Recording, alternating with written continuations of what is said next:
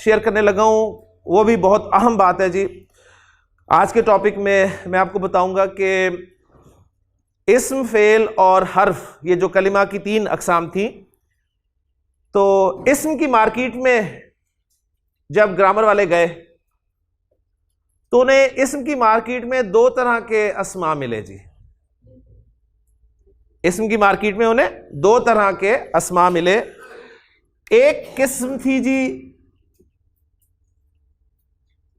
वहां पर जो टैग था वहां पर लिखा हुआ था मोरब अस्मा। मोरब अस्मा। अब थोड़ी सी मैंने कहा था ना आज अरबी पढ़नी है आपने, तो बस ये थोड़ी सी अरबी है। मार्केट में गए ग्रामर वाले, उन्होंने कहा जी अस्मा दिखाएं, तो उन्होंने कहा जी ये 2 तरह के अस्मा पाए जाते हैं, एक है मोरब और एक है मबनी अस्मा।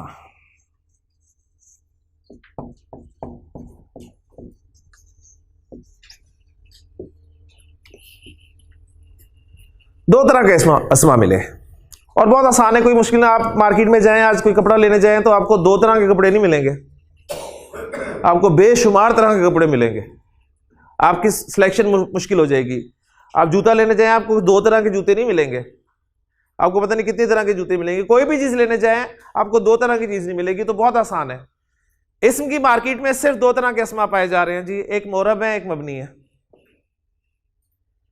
फिर साथ ही उन्होंने ये बताया कि जो मोरब अस्मा है ये 98% मौजूद हैं जी मार्केट में, बहुत ज्यादा है। 98% मोरब अस्मा है और मबनी अस्मा जो है वो सिर्फ 2% है। लेकिन हमारा मिजाज ऐसा है कि तवज्जो हमारी वो 2% की तरफ ही जाएगी कि जी 2% दिखाएं, वो क्या है। बहरहाल अब ये मोरब अस्मा और मबनी अस्मा, इनके बारे में आपको ये पता चल गया कि ये 2 तरह के अस्मा हैं। मोरब अस्मा की तादाद 98% है और मबनी अस्मा की तादाद 2% है, सिर्फ गिनती के अस्मा। अब इनमें फर्क क्या है? उन्होंने कहा जी ये जो मबनी अस्मा है ये इंतहाई ढीठ अस्मा है। ढीठ, टस से मस नहीं होते, पक्के अस्मा। जिस तरह फैक्ट्री से बन के आए हैं वैसे ही रहेंगे, चेंज नहीं होंगे। हालत रफा में ये बिल्ट इन आए हमारे पास, जब इन्हें नसब में लेके गए तो ये वही के वही रहे, जर में लेके गए तो वही के वही रहे। इन्होंने अपनी तीनों हालतों में शक्ल नहीं बदली। तो ढीठ अस्मा जैसे आए तीनों हालतों में वैसे ही इस्तेमाल हुए। ठीक है जी, यानी सिंपल सी बात है। अगर मैं आपके सामने एग्जांपल रखूं कि माशाल्लाह बहुत सारे लोग हैं, सुबह जब ऑफिस जाते हैं तो ड्रेस उनका और होता है, ठीक है, शाम को घर आते हैं तो ड्रेस और होता है उनका, और रात को सोते वक्त ड्रेस और होता है। हमारे जैसे जो है वो एक ही ड्रेस में ऑफिस भी चले जाते हैं, घर में भी होते हैं और सो भी जाते हैं। तो ये जो मबनी अस्मा है ये 2% अस्मा है टोटल अस्मा के, जो तीनों हालतों में एक ही शक्ल में रहेंगे। मसलन अब ये चंद अस्मा है, मैंने कहा ना आप पूरी तवज्जो इसी पे होगी आपकी मबनी अस्मा पे। एक तो एग्जांपल्स दूंगा, ज्यादा नहीं दूंगा, सिर्फ आपको ये बताऊंगा कि हम जूं जूं अस्मा को आगे पढ़ेंगे कोई मबनी अस्मा आएगा तो मैं बता दूंगा कि ये मबनी है। मबनी सुनते ही बस आपके सामने ये आना चाहिए कि ये वो अस्मा है जो तीनों इराबी हालतों में एक ही शक्ल में रहते हैं, अपनी शक्ल नहीं बदलते। ठीक, मसलन इसकी एग्जांपल मैं आपके सामने रखता हूं जी। आप बहुत वाकिफ हैं इस लफ्ज़ से जी, हाजा। हाजा इस्तेमाल होता है ये के लिए, दिस, हाजा। अब हाजा एक मबनी इसम है, तो हाजा जब इसम है तो वो 3 हालतों में पाया जाएगा जी, सीधी सी बात है। इसम है तो उसकी 3 इराबी हालतें होंगी, रफा नसब जर। तो आपसे पूछा जाए कि जी हाजा, इसकी तीनों इराबी हालतें क्या होंगी, तो आप कहेंगे जी हाजा, हाजा, हाजा। तो ये तीनों हालतों में एक रहेगा, इसलिए हमने इसे मबनी कह दिया। ठीक हो गया। इसी तरह आपने देखा जी कि एक लफ्ज है अल्लज़ी,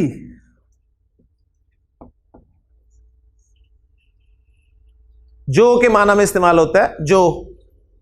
ठीक है। अल्लज़ी जब तीनों हालतों में अरबी जुबान में इस्तेमाल होगा तो अल्लज़ी, अल्लज़ी और अल्लज़ी ही रहेगा, ना अपनी शक्ल बदल रहा है ना इसमें कोई चेंज आ रही है। आप देख रहे हैं, तो ऐसे अस्मा जो है मबनी होंगे। अभी मैं आपको यहां पर मबनी नहीं पढ़ा रहा, मैं सिर्फ आपको तारुफ करवा रहा हूं कि मबनी अस्मा सुनते ही आपके जहन में ये बात फौरन आ जानी चाहिए कि ये 2% अस्मा है अरबी जुबान के। ठीक है। खास खास अस्मा है, वो जब हम आगे पढ़ेंगे तो हमें बता दिया जाएगा। बस बात जो याद रखनी है आपने मबनी अस्मा के बारे में वो ये है कि ये तीनों इराबी हालतों में एक ही शक्ल में रहते हैं, अपनी शक्ल नहीं बदलते। क्लियर हो गया जी। अब हम चलते हैं जरा मोरब अस्मा के बारे में। मोरब अस्मा जो कि बहुत बड़ी तादाद में पाए जाते हैं, 98% बहुत बड़ी तादाद है। यानी आप सारी जिंदगी भी अरबी पढ़ते रहे ना तो मोरब अस्मा को कवर नहीं कर सकते, ठीक। तो बहुत बड़ी तादाद में। अब ये मोरब अस्मा जो है ना, इनकी फर्दर डिवीजन है जी। मोरब अस्मा मजीद 2 किस्मों में पाए जाते हैं जी। एक इनकी किस्म है मोरब मुनसरिफ अस्मा।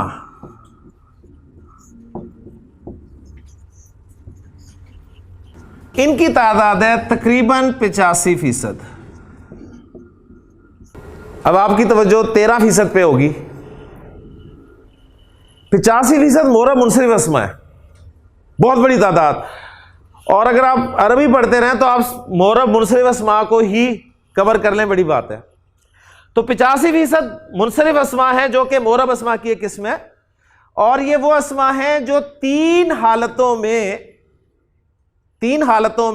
3 शक्लों में आते हैं।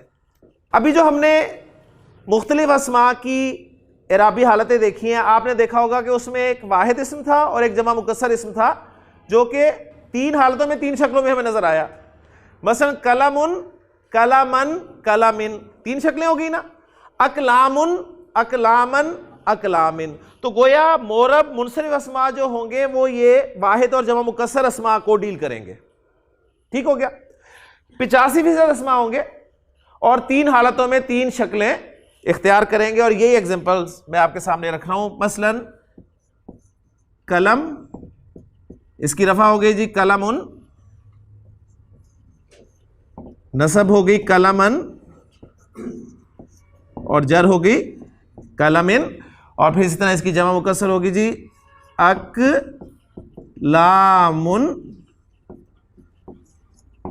अकलामन और अकलामिन। तो अब तक जितने भी हमने अस्मा किए ना प्रैक्टिस में, वो सब के सब मोरब मुनसरिफ अस्मा थे। मैंने 85% को कवर किया, ना मैंने मबनी डिस्कस किया आपसे, बिल्कुल जिक्र नहीं किया कभी, और ना ही मोरब अस्मा की दूसरी किस्म उसको डिस्कस किया, जो कि अब मैं करने लगा हूं आपके सामने। और वो नागुज़ीर है, ज़रूरी है, इसलिए कि कल माशाल्लाह आप में से एक स्टूडेंट ने कुछ वर्किंग मुझे करके दिखाई थी एग्जाम्पल्स के हवाले से। तो उसमें एक एग्जाम्पल ऐसी आई थी जो कि 85% में नहीं थी इसम के हवाले से। तो उस वक्त फिर मेरे जहन में यह आया कि अब ये वक्त है कि मैं आपको मोरब अस्मा की जो फर्दर डिवीजन है वो बता दूं। तो जितने भी अस्मा हमने कल किए, आपको वोकैबुलरी जितनी भी दी गई सब मोरब मुनसरिफ अस्मा की वोकैबुलरी थी। ठीक हो गया। अब जो मोरब अस्मा की दूसरी किस्म है वो है जी मोरब गैर मुनसरिफ। तो कोई नया नाम नहीं आपको याद करना पड़ा। जिस तरह हाजिर के साथ गैर हाजिर हो जाता है, उसी तरह मुनसरिफ के साथ गैर मुनसरिफ। तो 85% मुनसरिफ अस्मा हो गए और 13% गैर मुनसरिफ अस्मा हो गए। ठीक हो गया। अब यहां तक जरा सबक को दोहरा लें। 100% अस्मा की बात हम कर रहे हैं। दो तरह के अस्मा मिले हमें, एक 98% अस्मा जिन्हें हमने मोरब अस्मा का नाम दिया, एक 2% अस्मा जिन्हें हमने मबनी अस्मा का नाम दिया। मबनी सुनते ही आपके जहन में आया कि ढीठ तरीन अस्मा जैसे आए तीनों हालतों में वैसे के वैसे रहे। हाजा हाजा हाजा, अल्लजी अल्लजी अल्लजी, अल्लजीना अल्लजीना अल्लजीना, जालिका जालिका जालिका। ठीक, वो मजीद आगे हम पढ़ेंगे, तो 2 एग्जांपल मैंने और बीच में डाल दी। जो मोरब अस्मा है 98%, उनकी मजीद 2 किस्में हैं, एक मुनसरिफ है और एक गैर मुनसरिफ है। तो मुनसरिफ सुनते ही आपके जहन में ये आ जाना चाहिए कि 3 हालतें और 3 शक्लें, 3 हालतें 3 शक्लें, और अलामत उनकी 2 पेश 2 ज़बर 2 ज़ेर, 7 अलामत भी आपके सामने आ गई। ठीक हो गया। बिल्कुल उसी तरह जिस तरह मोमिन सुनते ही, मुस्लिम सुनते ही एक अलामत जहन में आ जाती है। अलामत क्या है जी मुस्लिम की या मोमिन की?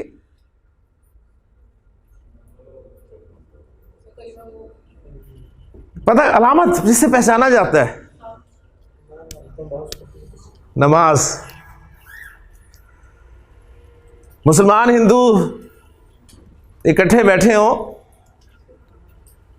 पता नहीं चलता दोनों में से कौन मुसलमान है कौन हिंदू। आजकल पता चलता है जी। अभी आप देख रहे हैं मैचेस में होता रहता है, कोई पता नहीं चलता जी कौन क्या है। पता कैसे चलेगा कौन मुसलमान है? पता ऐसे चलेगा कि जैसे ही नमाज का वक्त होगा तो जो शख्स आपको बेचैन नजर आएगा, जिसकी ख्वाहिश होगी कि मैं जल्द अज जल्द फारिग हूं और नमाज अदा करूं, वो मुसलमान होगा, वो मोमिन होगा। तो अलामत से पहचाना जाएगा। यानी हो ही नहीं सकता कि कोई शख्स मुसलमान हो और वो नमाज ना पढ़े, ये तो नामुमकिन है ना। ठीक है ना, क्योंकि नबी अकरम सल्लल्लाहु अलैहि वसल्लम ने भी इरशाद फरमा दिया कि मुसलमान और काफिर के दरमियान फर्क करने वाली चीज नमाज है। पता ही यहां से चलता है। तो अगर हम नमाज नहीं पढ़ते तो क्या है? ठीक है, मुसलमान की अलामत नमाज है, सही है। तो अलामतें हमारी नॉन मुस्लिम जैसी हैं। ठीक है, कहलाएंगे हम मुसलमान ही। वो जो एक वाकया सुनाया जाता था ना हमें कि पार्टीशन से पहले जब मुसलमान हिंदू सिख सब इकट्ठे बैठा करते थे, तो एक मरतबा इसी तरह की बैठक लगी हुई थी, तो नमाज का वक्त हो गया जी। मुसलमान बुजुर्ग थे, वो उठकर बड़ी मुश्किल से नमाज की तरफ चले गए। हिंदू सिख वहीं बैठे रहे, लेकिन 2 नौजवान मुसलमान जो थे वो भी वहीं पर बैठे हुए थे। तो वहाँ पर एक सिख जो था वो उन्हें दोनों को ऑब्जर्व कर रहा था। उसे बात समझ नहीं आई, उससे रहा नहीं गया, वो बोल ही पड़ा, यार के नमाज का वक्त हुआ तो जो मुसलमान थे वो तो नमाज पढ़ने चले गए, हिंदू जो है वो यहीं पर बैठे हैं, वो शख्स नहीं गया वो हिंदू है, वो शख्स नहीं गया हिंदू है, वो और मैं, हम इसलिए नहीं गए कि हम सिख है। भाई द वे तुम दोनों का मजहब क्या है? तो गोया नमाज अलामत है मुसलमान की और मोमिन की। तो ये जो तनवीन है ना, डबल हरकत, ये अलामत है मुनसरिफ इस्म की। मुनसरिफ इस्म को पहचानना अपने तनवीन से है। अब हम आते हैं जी गैर मुनसरिफ अस्मा की तरफ, कि गैर मुनसरिफ अस्मा इनकी तादाद 13% है और इन पे तनवीन नहीं आएगी, इन पे तनवीन नहीं आएगी। एक बात, मसलन मैं एक एग्जांपल देता हूं आपको, और वो जो आपके एग्जांपल देती जो सवालात आपके जहन में चलने शुरू हो जाएंगे ना, उनका जवाब मैं बाद में दूंगा। मैं सिर्फ अभी 2 या 3 एग्जांपल्स आपके सामने रख रहा हूं गैर मुनसरिफ अस्मा की। उनके बारे में एक बात तो आपने ये नोट करनी है कि इन पे तनवीन नहीं मैं डालूंगा। ठीक है, मसलन मैं एक एग्जांपल रख रहा हूं, मैं कह रहा हूं जी आदम। आदम को जानते हैं ना? जानते हैं आदम को जी? आदम एक गैर मुनसरिफ इस्म है जी। तो मैंने अर्ज किया कि गैर मुनसरिफ इस्म पर तनवीन नहीं आएगी, डबल हरकत नहीं आएगी। तो मैं इसकी हालत रफा बोलना चाहता हूं तो क्या बोलूंगा, आदा मुंह। ठीक है, परेशानी शुरू होगी, मुझे नजर आ रही है चेहरों से कि आदम कहां से आ गए। आदम आए तो हम आए हैं। आदम, अब जाहिर बात है आदम ने हालत नसब में भी आना है।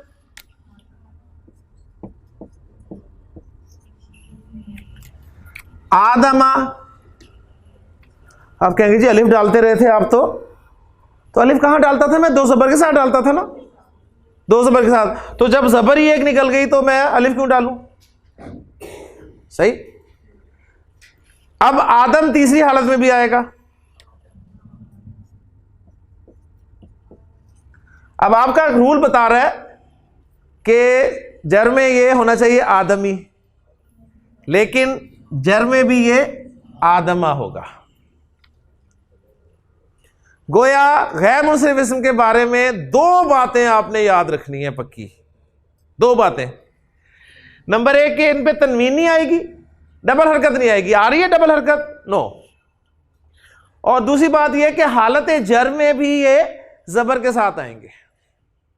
हालत जर में ये जेर नहीं होंगे, हालत जर में ये जेर नहीं होंगे। हम इन्हें लेके आएंगे जेर में, बेफिक्र रहें, एक वक्त आएगा हम इन्हें भी जेर करेंगे।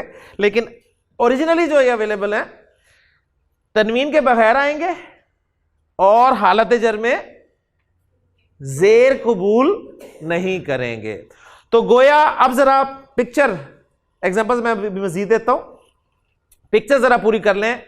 अस्मा की दो मेन कैटेगरीज, मोरब और मबनी। तादाद क्या है? 98%, 2%।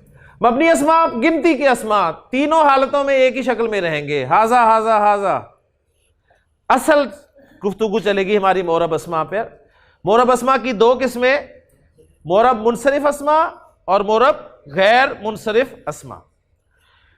मुनसरिफ अस्मा की तादाद 80% और तीन हालतों में तीन शक्लें, तीन हालतों में तीन शक्लें। गैर मुनसरिफ अस्मा तादाद 13% और तीन हालतों में दो शक्लें, दो शक्लें, दो शक्लें। तनवीन भी नहीं आई और हालत जर में जेर भी नहीं आई। तो अब आपकी एग्जांपल जो कल थी मैं उसको सामने रख रहा हूं। ये तो वाहिद इस्म की एग्जांपल होगी ना। एक मैं जमा की भी एग्जांपल दे दूं, क्योंकि ये मुनसरिफ और गैर मुनसरिफ जो सिर्फ वाहिद और जमा मुकस्सर के हवाले से हमने देखना है। ठीक है, मस्जिद की जमा क्या आती है जी? मसाजिद।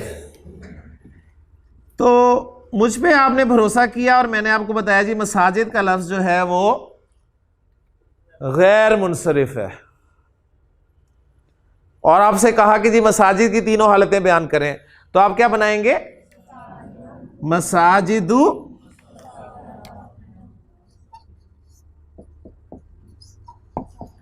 मसाजिदा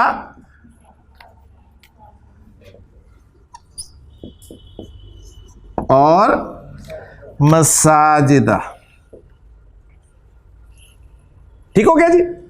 माशाल्लाह इन्होंने कल बड़ी अच्छी पिक्चर बना के अस्मा की तीनों हालतें लिखी थी। तो उसमें एक इस मसाजिद भी लिखा हुआ था जमा मुकस्सर मुज़क्कर के हवाले से, और उन्होंने उसको मसाजिदुन मसाजिदन मसाजिदिन के तहत लिखा था। तो अल्हम्दुलिल्लाह आज इन्हें पता चल गया मसाजिद गैर मुनसरिफ है, तो अब ये उसमें तनवीन नहीं डालेंगे। ठीक हो गया? अगर यहां तक बात समझ में आ गई तो वो जो एक बेचैनी अंदर चल रही है कि पता कैसे चलेगा कि फलां फलां गैर मुनसरिफ है, ठीक है ना, ये बेचैनी है ना कि पता कैसे चलेगा कि अच्छा जी मसाजिद गैर मुनसरिफ है तो मदारिस मुनसरिफ है कि गैर मुनसरिफ है। आदम अगर गैर मुनसरिफ है तो यूनुस मुनसरिफ है कि गैर मुनसरिफ है? ये अब क्वेश्चंस आपके जहन में पैदा हो रहे हैं। तो अब मैं आपकी पूरी तवज्जो, अब आपने सिर्फ कुछ कैटेगरीज नोट करनी है। वो कैटेगरीज हमारी इंशाल्लाह वक्त के साथ साथ बढ़ती रहेंगी। जितनी की इस वक्त ज़रूरत है, जितनी आप इस वक्त हजम कर सकते हैं वो मैं आपको लिखा दूंगा। 13% अस्मा है, 13% चंद किस्म के अस्मा है, ठीक है। वरना नॉर्मली जो भी इसम आपके सामने आएगा वो मुनसरिफ इसमी होगा, जो कि 85% में फॉल करेगा, और आपने उसकी तीनों हालतों को 2 पेश 2 ज़बर और 2 ज़ेर के साथ शो कर देना है। अब जरा गैर मुनसरिफ अस्मा की अक़साम नोट करनी शुरू कर दें जी। गैर मुनसरिफ अस्मा कौन कौन से हैं, ये आपको लिस्ट बताएगी कि अच्छा ये गैर मुनसरिफ हैं। पहली कैटेगरी लिखें जी, एग्जांपल्स मैं आपको देता रहूंगा साथ साथ उस कैटेगरी की एक एक एग्जांपल, और आप उसकी तीनों हालतें बोलते रहेंगे, और इंशाल्लाह ताला हमारा गैर मुनसरिफ वाला टॉपिक आज मुकम्मल हो जाएगा। गैर मुनसरिफ अस्मा की पहली किस्म, पहली कैटेगरी, अरब मोन्नस नाम, अरब औरतों के नाम। आसान अंदाज में अब लिखाऊंगा आपको, कोई मुश्किल नहीं है। अरब औरतों के नाम, अरब औरतों के नाम गैर मुनसरिफ होते हैं जी। गैर मुनसरिफ कौन से होते हैं? जिन पे तनवीन नहीं आती और हालत जर में जेर नहीं आती। बस ये 2 बातें, हम गैर मुनसरिफ सुनते ही 2 बातें फौरन आपके जहन में आ जानी चाहिए।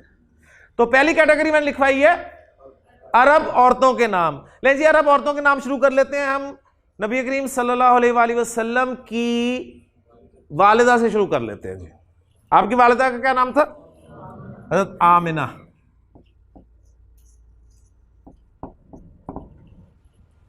अब आमिना की तीनों हालतें बोल रही जी माशाल्लाह, आमिना की तीनों राबी हालतें अब जरा तैयार हो जाएं जी माशाल्लाह। आमिना तू, तू आमिना ता, आमिना माशाल्लाह माशाल्लाह, आमिना तू, आमिना ता, आमिना ता। अरब मोनस नाम है तो गैर मुनसरिफ होगा। आपने आमिना तुन, आमिना तन, आमिना तिन नहीं कहना, ठीक हो गया जी। और कोई मोनस नाम बोले, अरब मोनस नाम। अब नबी करीम सल्लल्लाहु अलैहि वसल्लम की अज़वाज की तरफ आ जाए। सबसे पहली आपकी ज़ौजा हज़रत खदीजा रज़ियल्लाहु ताला अन्हा।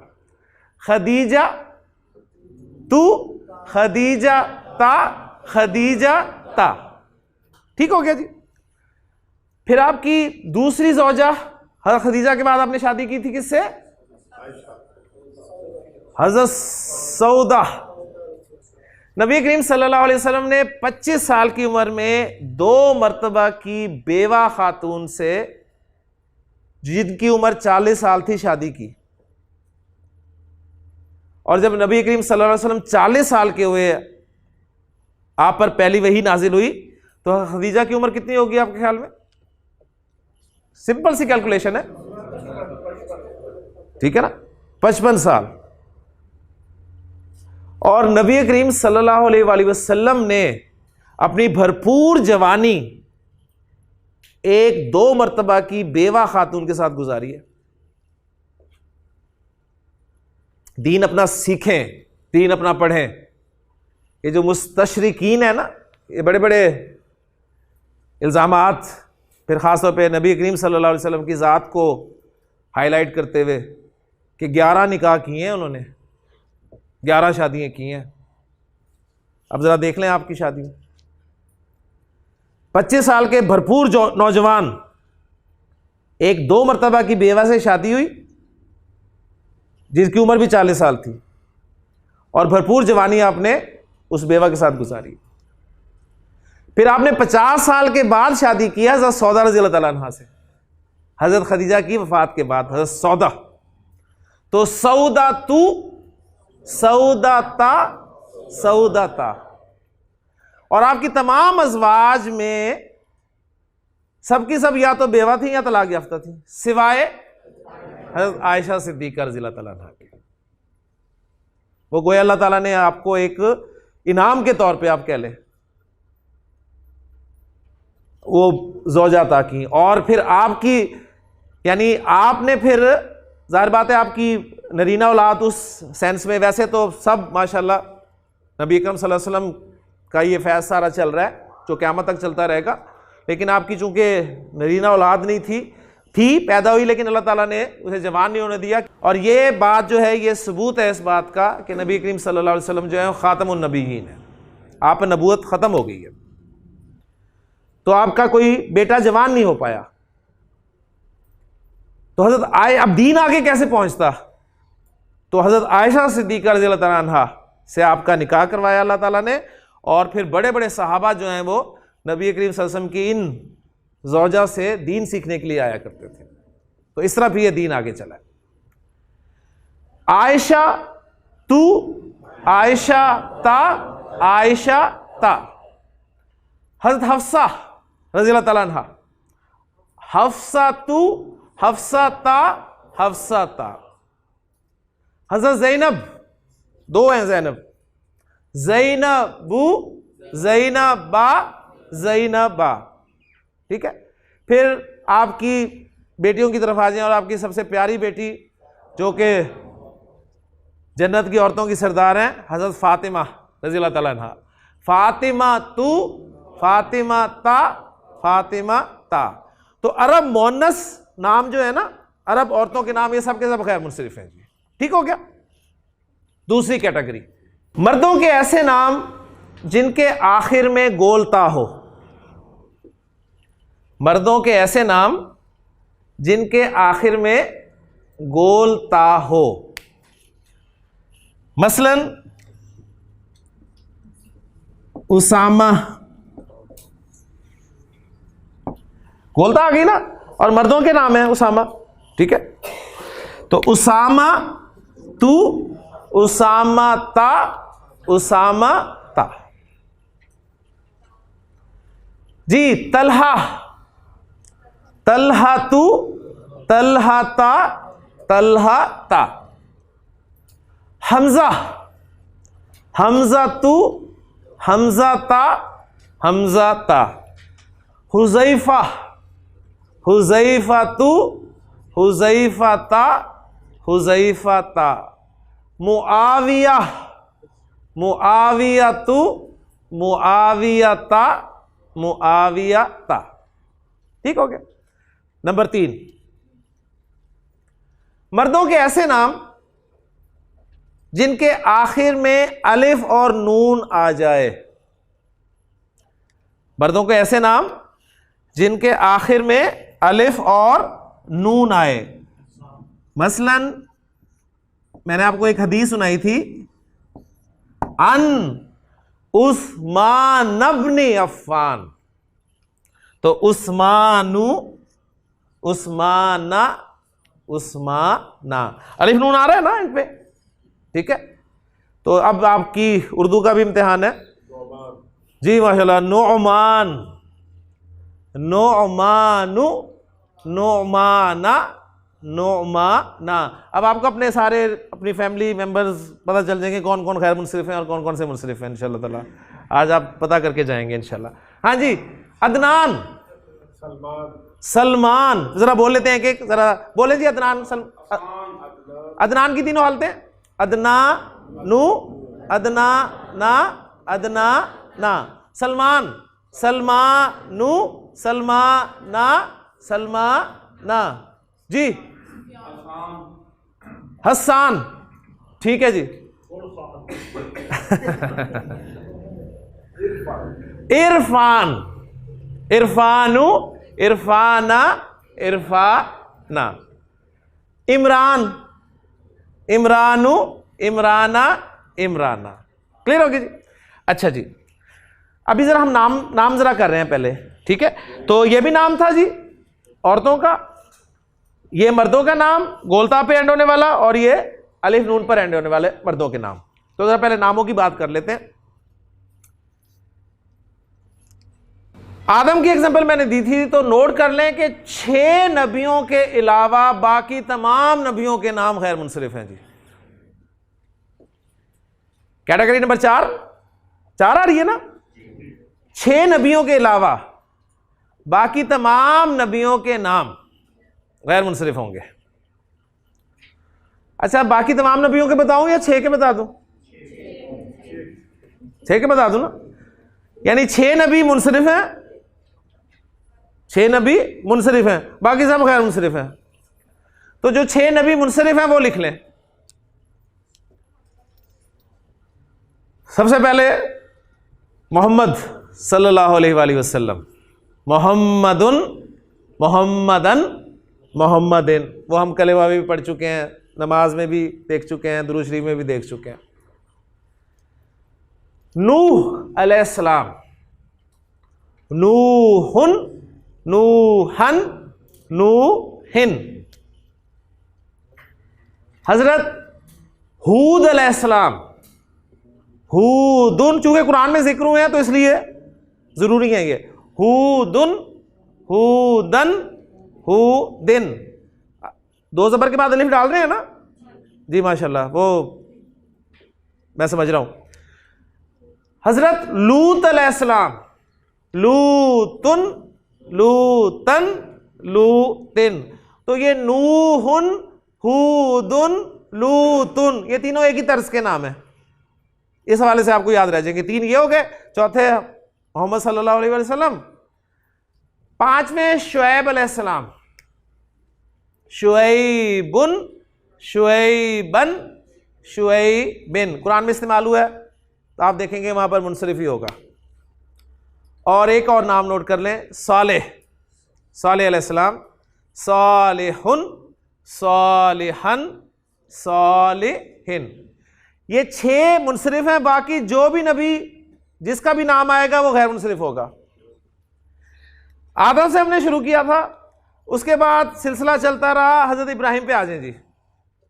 इब्राहिम गैर मुनसरिफ, कुरान में जिक्र बड़ी बड़ी जगह पर हजरत इब्राहिम अलैहिस्सलाम का। तो इब्राहिम की तीनों हालतें बोलते हैं जल्दी से जी। इब्राहीमु, इब्राहीमा, इब्राहीमा। हजरत इब्राहिम के कितने बेटे थे जी? 2 बेटे थे। कौन कौन? इस्माइल अलैहिस्सलाम और इसहाक अलैहिस्सलाम। तो इस्माइलू, इस्माइला, इस्माइला। इसहाकू, इसहाका, इसहाका। हजरत इसहाक के मशहूर बेटे याकूब अलैहिस्सलाम, याकूबू, याकूबा, याकूबा। हजरत याकूब के कितने बेटे थे? 12 बेटे थे। 12 में से एक बेटे को नबूवत मिली, कौन? यूसुफ। यूसुफु, यूसुफा, यूसुफा। फिर ये बनी इसराइल चली, ठीक है, चलती गई चलती गई। सारे नबी अल्लाह ताला ने इसमें कर दिए, सारे नबी इसमें भेजे। हजरत यूनुस इसमें आए, यूनुसु, यूनुसा, यूनुसा। हजरत अयूब यहां पर आए, अयूबू, अयूबा, अयूबा। बनी इसराइल को बादशाहत मिली जाके हजरत दाऊद अलैहिस्सलाम के दौर में, दाऊदू, दाऊदा, दाऊदा। और उनके बेटे सुलेमान अलैहिस्सलाम, सुलेमानु, सुलेमाना, सुलेमाना। ठीक है, जितने भी नबी आए वो सब के सब खैर मुनसरिफ थे। ठीक है, यहां तक कि अल्लाह ताला ने फिर नबी आखिरुज़्ज़मा हज़रत मोहम्मद सल्लल्लाहु अलैहि वसल्लम को मुनसरिफ बनाकर और तमाम जहान वालों के लिए रहमत बनाकर और ख़ातमुन नबीयीन बनाकर जो है मबूस किया। तो मोहम्मदुन, मोहम्मदन, मोहम्मदिन। ठीक हो गया जी। कितनी कैटेगरीज हो गई जी? 4 होगी माशाल्लाह। 5वीं कैटेगरी लिखे जी, शहरों और मुल्कों के नाम गैर मुनसरिफ होते हैं जी। शहरों और मुल्कों के नाम गैर मुनसरिफ होंगे। पाकिस्तान जी, बिल्कुल जी बिल्कुल, माशाल्लाह आपको ये भी याद है। खैर मुनसरिफ भी है और मोनस भी है। पाकिस्तानु, पाकिस्ताना, पाकिस्ताना। मक्का, मक्कातु, मक्काता, मक्काता। जिद्दा, जिद्दा, जिद्दा, जद्दा, जुद्दा, जो मर्जी बोल ले। ठीक है, वहां जब आप निकलते हैं हरम से तो वहां जिद्दा जिद्दा की आवाजें आ रही होती हैं आपको। ठीक है, जिद्दा जिद्दा जिद्दा, हम उसे जद्दा कहते हैं लेकिन वो जुद्दा भी बोलते हैं उसे। एनीवेज, जद्दातु, जद्दाता, जद्दाता। ठीक हो गया। मिस्र, मिस्रु, मिस्रा, मिस्रा। लाहौर, लाहौरु, लाहौरा, लाहौरा। रा। ठीक हो गया। अगली कैटेगरी जी, कितनवी? मजेदार टॉपिक है कि नहीं है? मजेदार है ना? अच्छा जी, अगली कैटेगरी फरिश्तों के नाम। फरिश्तों के नाम भी गैर मुनसरिफ हैं जी। जिब्रील,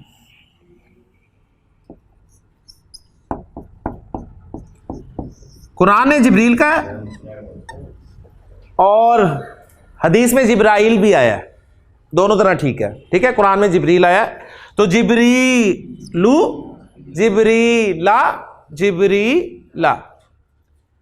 मीकाल, कुरान में मीकाल का है, मिकाइल भी प्रोनाउंसिएशन है इसकी, तो मीकालू, मीकाला, मीकाला।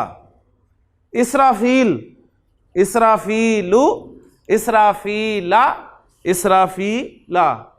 चौथे का बोलना है नाम, बोलना है, मैंने कहा पूछ लो कहीं बुरा ना बना जाए आप। इज़राइलू, इज़राइला, इज़राइला।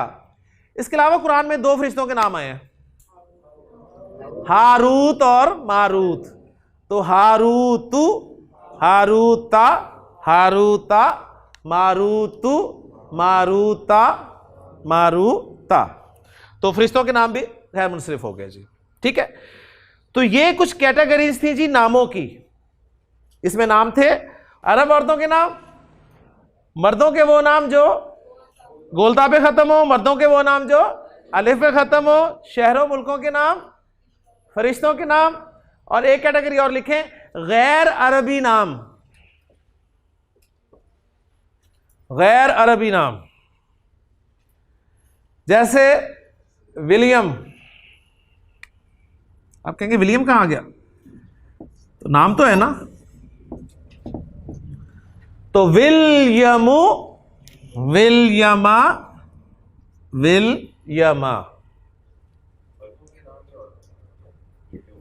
गैर अरबी नाम जिसके भी होंगे। ठीक है, सही है। अच्छा जी, ये थे नाम। अब जरा कुछ सिफात को भी बीच में शामिल कर लें। ठीक, सिफात जी, अगली कैटेगरी। सिफात में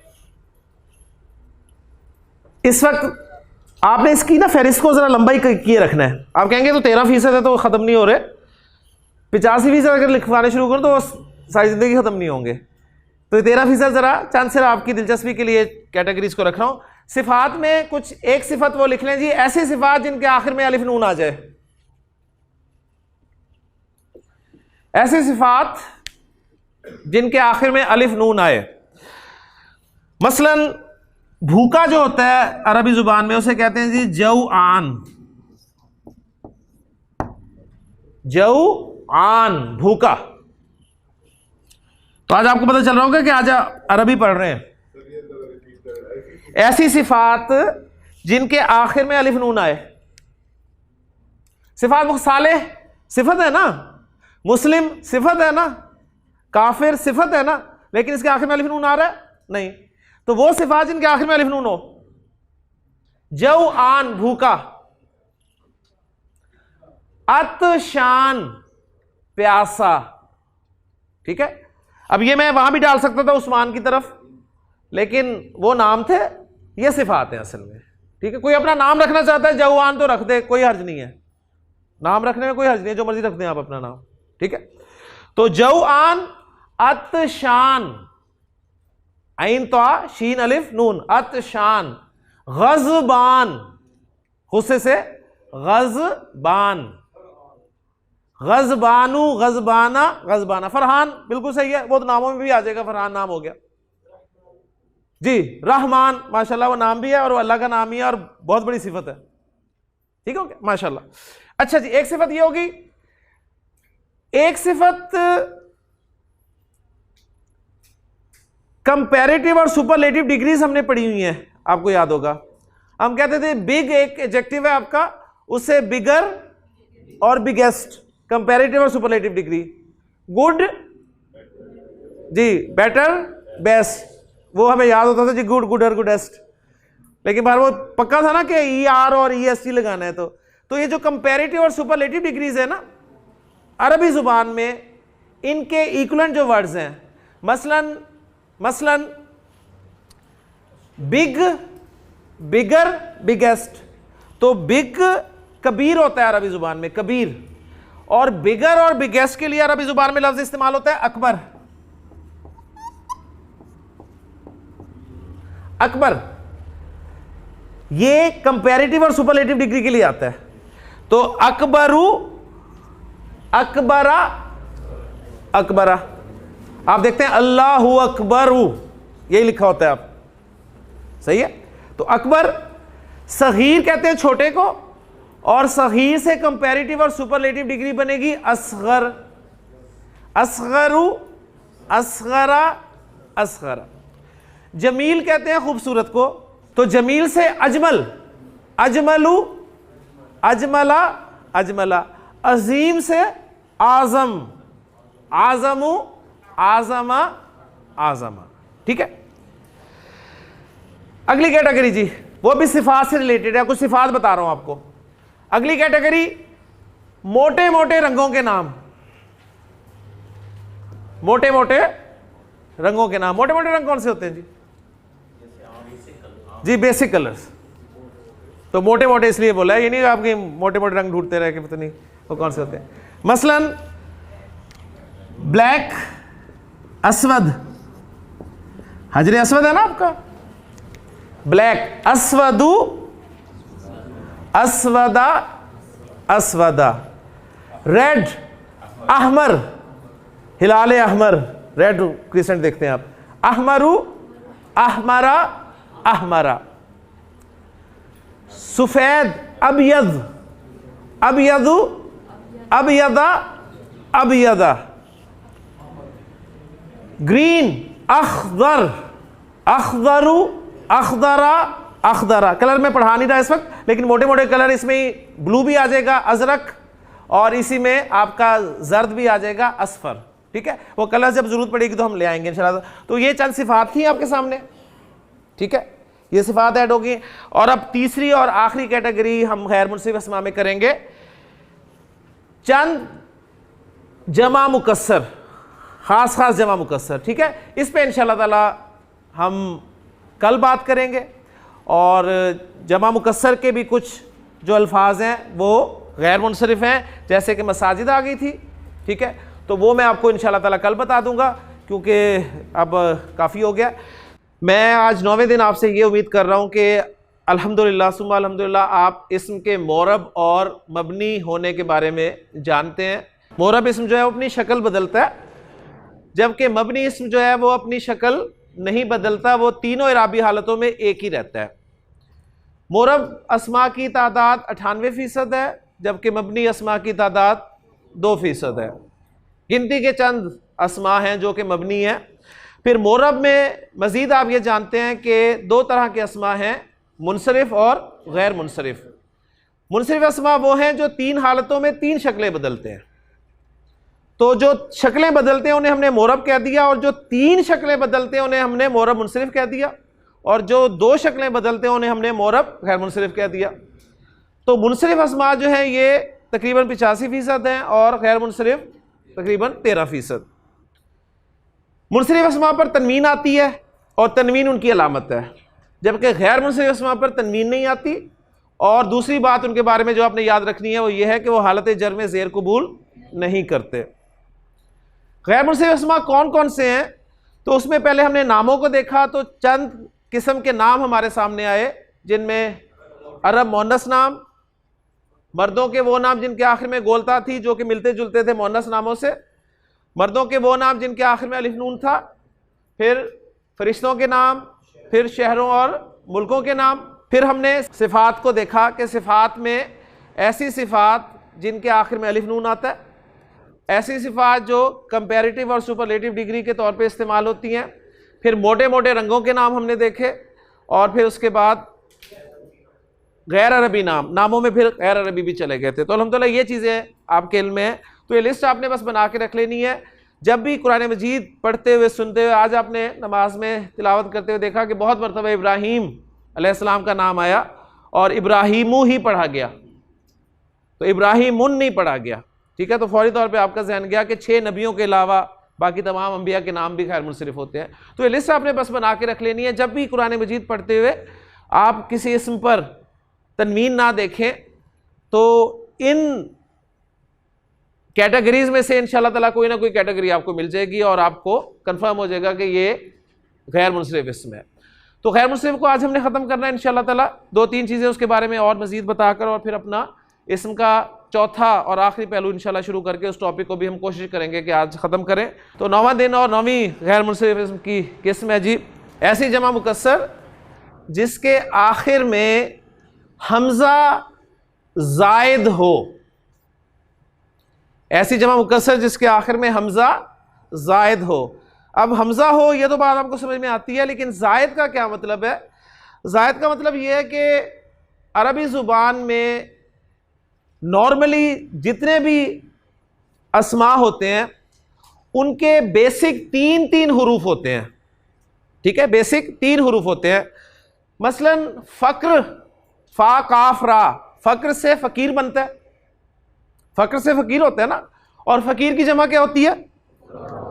फ़ुकरा। तो फ़ुकरा में ज़रा देखिए जमा मुकस्सर का लफ्ज़ है और इसमें फ़ा काफ रा मौजूद है।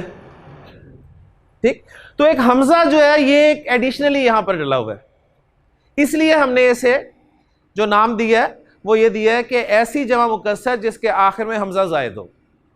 ठीक, इसी तरह आलिम की जमा उलमा। अब आलिम किससे बना है जी? इल्म से, ऐन लाम मीम। तो उलमा में आपको ऐन लाम मीम नजर आ रहे हैं, एंड पे एक हमज़ा नजर आ रहा है, वो एडिशनली है, लिहाजा ये गैर मुनसरिफ होगी। तो गोया फुकरा की तीनों इराबी हालतें क्या होंगी जी? फुकरा उ, फुकरा आ, फुकरा आ। इसी तरह जाहिल की जमा जोहला। नबी की जमा अंबिया। अब नबी 3 हुरूफ है, नून बा और या, वो अंबिया में मौजूद है लेकिन एंड पे एक हमजा लगा हुआ है, ये एडिशनली है, जायद है, इसलिए ये गैर मुनसरिफ हो गई। इसी तरह वली की जमा औलिया। वली के भी 3 लेटर्स हैं, वाओ लाम या, और वो औलिया में मौजूद हैं लेकिन एंड पे एक हमजा जायद है। तो ऐसी जमा मुकस्सर जिसके आखिर में हमजा जायद हो। एक कैटेगरी ये होगी जी। 10वीं कैटेगरी ऐसी जमा मुकस्सर जिसके पहले 2 हुरूफ जबर वाले हो। ऐसी जमा मुकस्सर जिसके पहले 2 हुरूफ जबर वाले हो, तीसरा हर्फ अलिफ हो। पहले जो मर्जी हुरूफ हो जाए लेकिन उन पे जबर हो और तीसरा हर्फ अलिफ हो। क्लियर यहां तक? उसके बाद या तो सिर्फ एक हर्फ हो शद वाला, उसके बाद सिर्फ एक हर्फ हो लेकिन शद के साथ हो। नंबर 2, या 2 हुरूफ हो, या 2 हुरूफ हो, या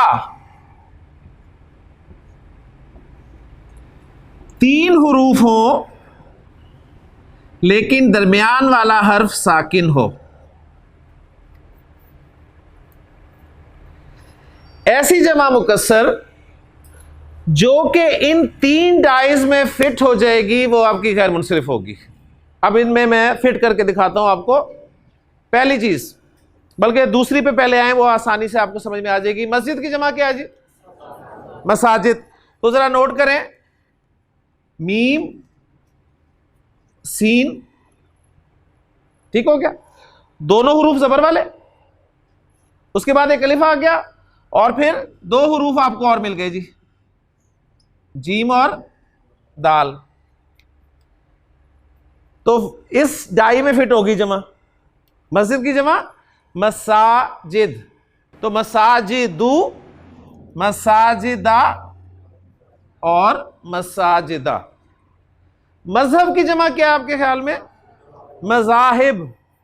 तो मजाहिब में देखें इसी डाई में 100% फिट बैठती है। मदरसा, मदारिस 100% इस डाई में फिट बैठती है। तो गोया ये आपको मैंने डाई दे दी, इसमें आप लफ्ज फिट करके देखें, अगर वो फिट हो जाता है, वो हुरूफ फिट हो जाते हैं, तो वो गैर मुनसिफ जमा हो जाएगी। ठीक हो गया जी। अब आए जी तीसरी तरफ आ जाए।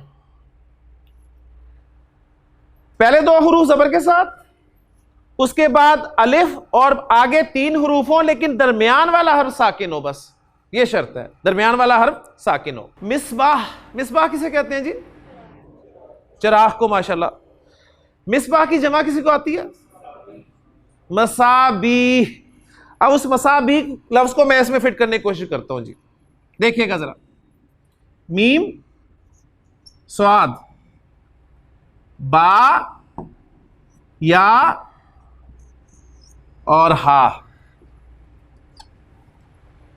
तो देखें बिल्कुल फिट हो गया।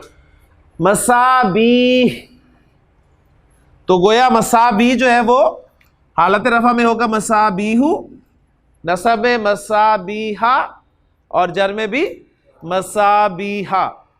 कुरान मजीद में सूरह मुल्क में अल्लाह ताला ने इरशाद फरमाया, वलकद ज़य्यन्ना समाअ दुनिया बिमसाबीहा।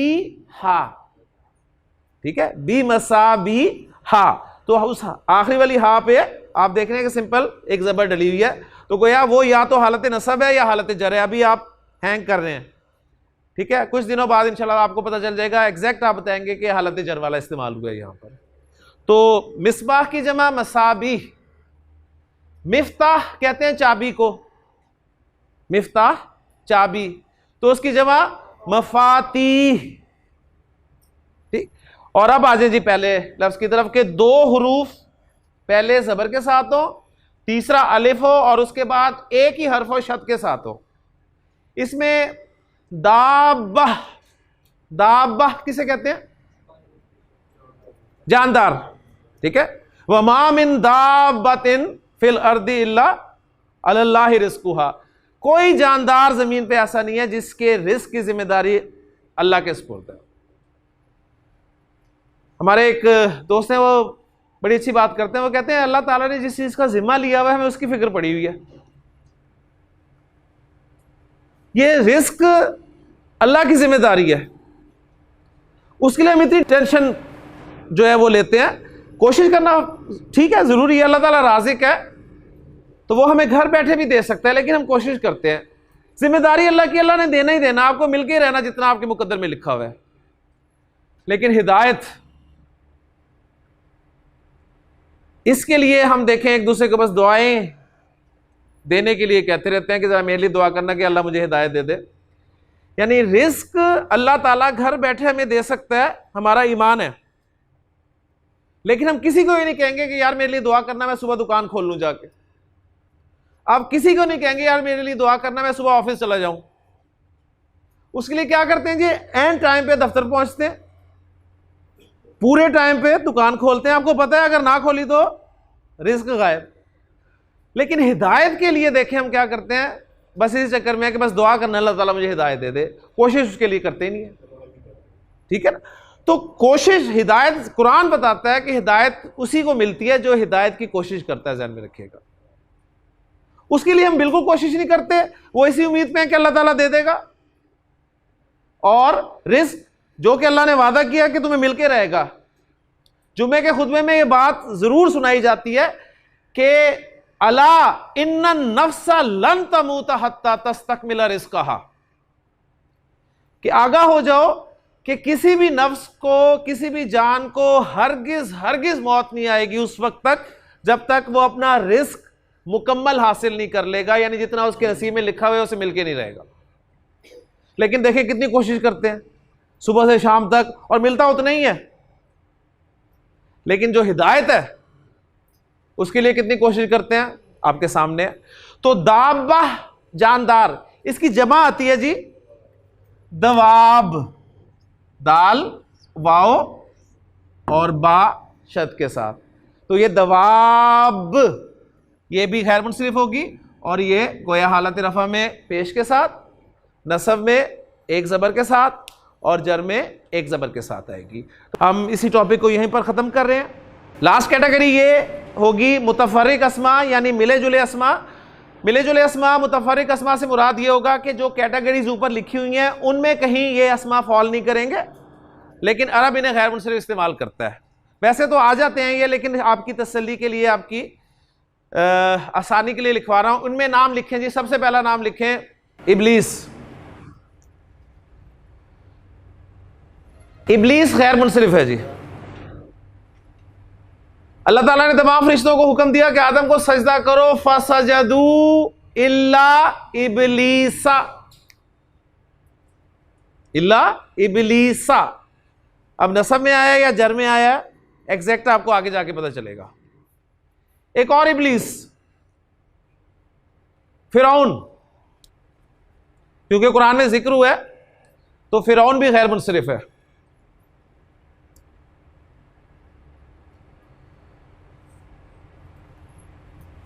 नबी करीम सल्लल्लाहु अलैहि वसल्लम ने इरशाद फरमाया कि उमर, तुम जिस रास्ते से गुजरते हो शैतान अपना रास्ता बदल लेता है। तो इबलीस का तोड़ उमर रजी अल्लाह ताला अन्हु भी गैर मुनसरिफ है। हज़रत उमर डाल लें। इबलीस और फिरौन का अंजाम क्या है जी? कहां जाएंगे? तो जहन्नम भी गैर मुनसरिफ है।